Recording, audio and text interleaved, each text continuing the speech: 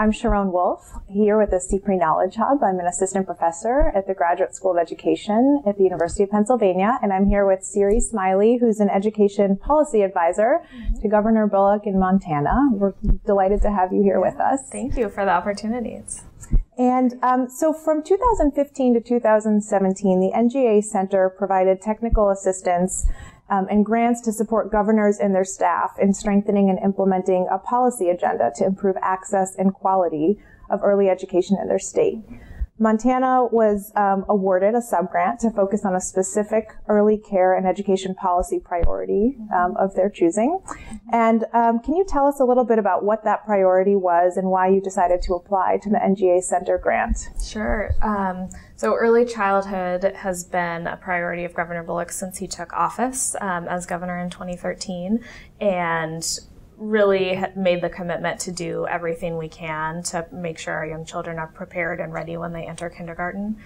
And so as part of that, Montana has been one of the few states that doesn't publicly fund preschool for 4-year-olds. And so in our efforts to do that, a lot of the work focused around community engagement and engaging at the local level, both the school district, the Head Start programs, childcare programs, other service providers, public health. And so when this opportunity came to really take a look at, our system and our early childhood system and strengthen it from that community level, we proposed essentially taking a really successful collective impact model, the Graduation Matters model that Superintendent Gino had started about 5 years before, and applying it to early childhood and using the both the data, the storytelling, the communications piece, and the common goal setting that the collective impact framework really sets up nicely to bring that down into the early childhood into the early childhood space. We thought it was just a really nice opportunity to connect those two pieces and use a successful model that communities were familiar with, that we had some capacity to help coach them along to build up and strengthen those systems at the community level. And can you elaborate on the importance of the governor's office specifically being involved in this work? Because of the governor's leadership of having a champion who's willing to go out and talk to any audience he has the opportunity to, and talk about the importance of that high quality early childhood experience and what a difference that makes both for the child, the family, the kindergarten teacher in that classroom, and beyond for the state's economy.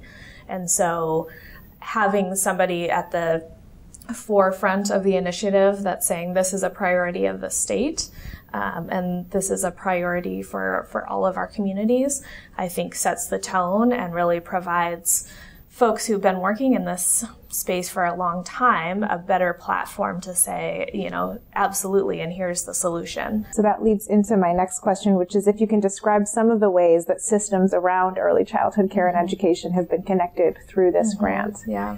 So certainly I would say at the local level with those communities that we worked with,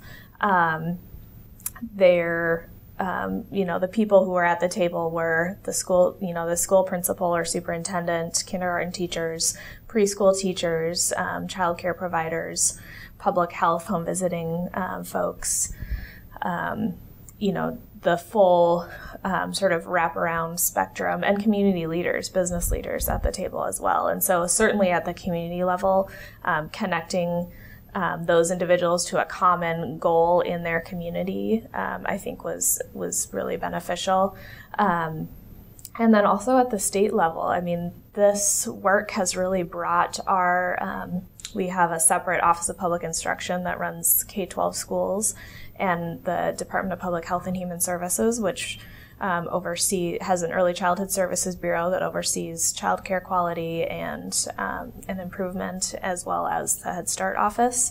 And so being able to bring those two entities together through conversations and work around this grant, as well as the Montana Preschool Development Grant, which we certainly leveraged to help do this work, because a big part of that Montana's plan for the preschool development grant was to work with communities to strengthen their capacity at the local level in terms of bringing systems together. So it really, I think, from communities all the way up through the state, has helped bring some entities that traditionally have had their own silos and their own territory together to talk about that transition, and how we can improve both the experience for children and families and the outcomes that we get. So Montana has made a lot of progress with this grant, and how does the state plan to maintain and sustain the progress that's been made over the past few years? Yeah, so we will continue. I know communities will continue to do this work. I think the exciting thing for us is that by empowering those community coalitions, it will be sustained. It can be sustained long after elected officials leave office, and so that's our hope, is that those communities now have the tools to continue the work, and that the right people are in place for that. We also just a few months ago had a early childhood collective impact summit, and so folks, whether they were part of this grant and this process or just interested in learning more about how they could take their local coalition and apply the learnings from it. And we had over 100 participants from all, 40 communities around the state. And so I think the fact that we have some lessons learned and some stories to tell about how individual communities were able to make progress will allow other communities to emulate that work. So we're continuing to build upon it. We were also successful, I think, in part because of the work that this grant did in terms of raising awareness around the issue, in getting some small pilot program of state-funded preschool in the last legislative session. So we will be building up those communities and those programs and making the case going forward in the next legislative session to have ongoing funding for 4-year-olds in the state. That's great. And what is something you have learned from this policy work that you feel your colleagues in other states would benefit from learning as well? I think it's always something we know, and we just have to be reminded. But that I think we can, at the state level, at the policy level, put in place policies that enable communities to do this work, but it has to happen at the community level. There have to be champions and leaders at the community level that are willing to step up and be a leader and work collaboratively within their community to get this done. And so at the policy level, we can give them the tools and ensure that there aren't policy barriers for that.